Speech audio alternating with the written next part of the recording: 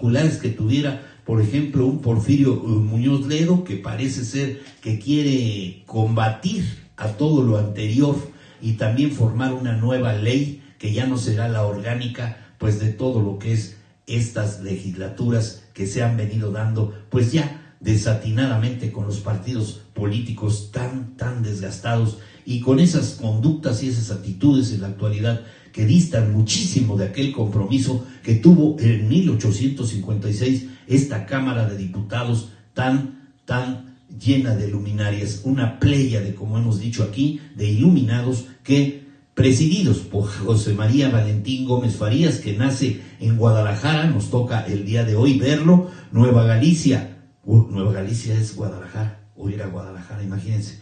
¿Por qué? Porque él le tocó, fíjense que del siglo XVIII al XIX, pues todavía 19 años del siglo XVIII, fue de los más longevos, y por eso se le da un reconocimiento por su senectud, precisamente, y el conocimiento que ya tenía de haber pasado prácticamente todo el siglo XIX vivo, y él fallece hasta 1858, casi 60 años del siglo XIX los vio Valentín Gómez Farías en ese devaneo terrible de estar entre el liberalismo, el reformismo y el conservadurismo. Al final de cuentas, él preside esta nueva fórmula que daría rumbo y visión, como he dicho, al país. Fue un médico y político mexicano que se desempeñó como presidente de México y repitió el cargo en 5 ocasiones. Valentín Gómez Farías nació el 14 de febrero de 1781 en la ciudad de Guadalajara, ya dije, Nueva Galicia. Antes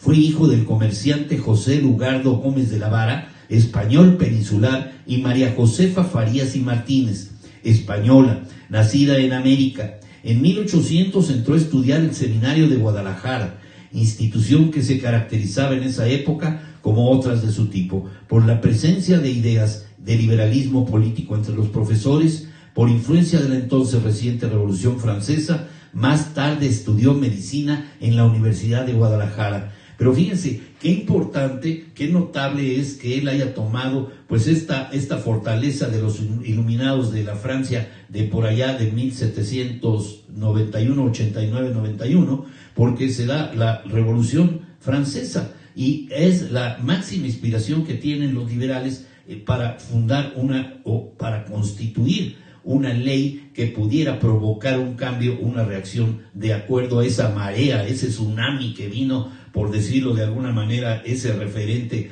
histórico de la Francia, de la España, no se diga. Por supuesto que fue notable el que tuviera una influencia por esta Constitución de Cádiz de 1812, y por supuesto que hizo trabajos para la del 24, ¿no? Para 1824, porque esa es nuestra, vamos a decir, conocida o reconocida por los historiadores, la de 1824, como la primera gran constitución que tuvo México. Después de 1814, que estuvieron los Sentimientos de la Nación, que es la de Apatzingán, que todos sabemos, por ahí promovida por el cura Morelos, fue importante de suyo el que él tomara nota, que viviera imbuido en este tipo de sistema de gobierno. Sony, gracias por verme. Claudia de la Mora, hola. Rafa Hernández, Olivia Del, José Luis Flores Rondán, Violeta Martínez, gracias a todos los que me hacen el favor de ver. No veo a mi Abramcito, nada más me faltas tú, mi Abram, para que llegues. ¿Ya está por ahí, Abramcito? Abramcito, qué bueno. Ayer hice un trabajo que espero que te guste cuando veas el video.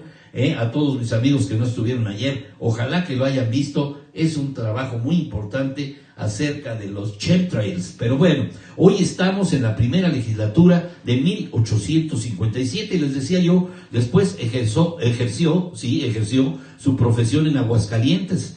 También fue profesor, por supuesto, estuvo más tarde como médico en la Universidad de Guadalajara, se graduó en 1807 y ejerció su profesión en Aguascalientes. En 1812, fíjense, muy joven, cuando ocupaba la regencia del ayuntamiento de esa ciudad, fue elegido diputado para las Cortes de Cádiz, porque todavía estaba vigente antes de 1821, quedó, pues no fue reconocida la de 1814, pero fue hasta 1821 cuando estuvo vigente esa Constitución de Cádiz. Y ya les decía yo que fue elegido diputado para esas cortes, para las Cortes de Cádiz. y en 1821 se adhirió al Plan de Iguala. Siendo diputado por Zacatecas en el primer Congreso Constituyente, fue uno de los 46 legisladores que firmó la proposición para que Agustín de Iturbide, fíjense, ahí tiene otro contraste.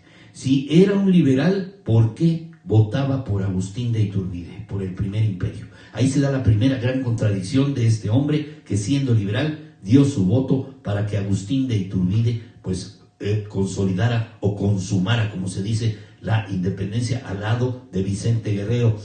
Para que fuera elegido emperador, les dije, siendo uno de los más significados oradores a favor de esa causa. Pero cuando Iturbide, ya coronado, disolvió al Congreso, se convirtió en su opositor y apoyó al plan de Casamata de Antonio López de Santana, como les dije.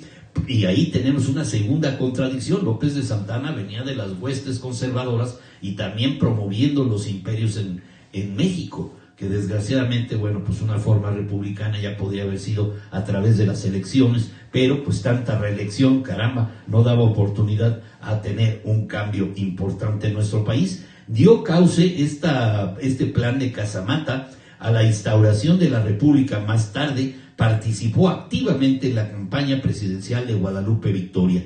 Gómez Farías, un liberal radical para su época, estaba convencido de que el progreso de México era obstaculizado por dos grandes instituciones, ya les dije, heredadas del pasado colonial y hasta todavía, ya los últimos años del siglo XIX, el clero, por supuesto, la colonia, el ejército, y se dedicó a luchar contra la colonia y el clero y el ejército. Dentro de la carrera política, para llevarnos un poquito más rápido, mi querido Joe, te saludo con cariño, José Luis Gutiérrez, Lau Edith Islas, estoy hablando del gran Valentín Gómez Farías, presidente de la Cámara de Diputados para llevar a cabo la primera legislatura de 1857, con el Congreso ya constituido, con la primera Constitución liberal, que hemos estado platicando ya de algunos importantes hombres que dieron lugar a esta Carta Magna, ese 5 de febrero de 1857. Dentro de la carrera política les cuento que fue senador de Jalisco de 1825 a 1830. Después fue secretario de Hacienda durante el gobierno de Manuel Gómez Pedraza, del 2 de febrero al 31 de marzo del 33.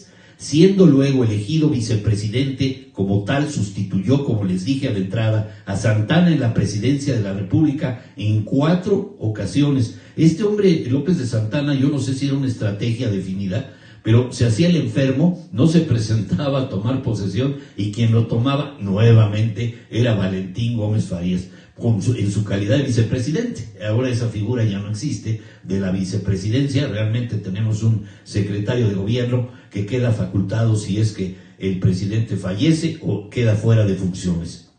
Ya les digo que en 4 ocasiones fue el sustituto de Santana, del 1 de abril al 16 de mayo, del 3 al 18 de junio y del 5 de julio al 27 de octubre. La cuarta fue del 16 de diciembre al 24 de abril de 1834. Durante estos interinatos se enfrentó conflictos, como lo saben, con el clero y los centralistas conservadores, así como una epidemia de cólera que causó decenas de miles de muertos. Miren, para los que no han escuchado este programa antes y fueron a la primaria y a la secundaria, y cuando oían ustedes eso de conservadores y liberales, les daba a ustedes un sueño. Bueno, no sé a ustedes, a mí sí, y solamente después de muchos años empecé a comprender las cosas de la historia y de nuestros historiadores.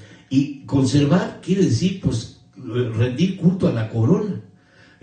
¿Conservar qué? Conservar privilegios, quiere decir dar el sentido, la orientación a la monarquía nuevamente y un imperio. Entonces luchaban, no obstante que ya había una independencia, realmente la independencia la hicieron los criollos, porque había todavía muchos españoles aquí, pues en el país, en México, que querían volver a los viejos rumbos de una monarquía y rendir culto a la corona de España. Y hacer esto, pues más que nada un semi-imperio, un subimperio, ¿no? Como le llamaban, un virreinato, en el que hubiera un virrey que realmente no servía para gran cosa, sino el virrey obedecía a pie juntillas y ciegamente lo que el rey mandataba allí en España. Y entonces él se dio a la tarea de luchar en contra de ellos y era un liberal a veces puro y a veces atemperado. Pero en esto causó decenas de miles de muertos, una epidemia de cólera en aquella época. Estos interinatos ha de haber sido terrible, además de estar enfrentando a los conservadores y al clero, además esta epidemia que dejó decenas de miles de muertos. Mientras tanto, una convención de colonos en Texas redactó peticiones al gobierno mexicano para abolir la prohibición de entrada de angloamericanos al territorio, títulos para los ilegales y la separación de Texas de Coahuila. En enero de 1833, Stephen F. Austin viajó a la Ciudad de México